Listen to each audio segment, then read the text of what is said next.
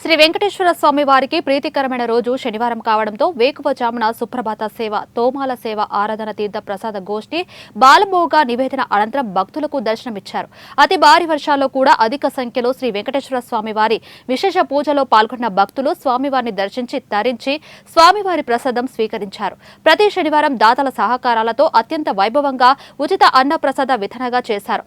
భక్తులకు ఎటువంటి ఇబ్బంది కలగకుండా ఆలయ కార్యనిర్వహణ అధికారి ప్రత్యేక ఏర్పాట్లు చేశారు. తీసుకోవాల్సిందిగా కోరుతున్నాము. మీ పేరున 200 రూపాయలు తెచ్చే నలుగురికి ఆధారపడుతుంది.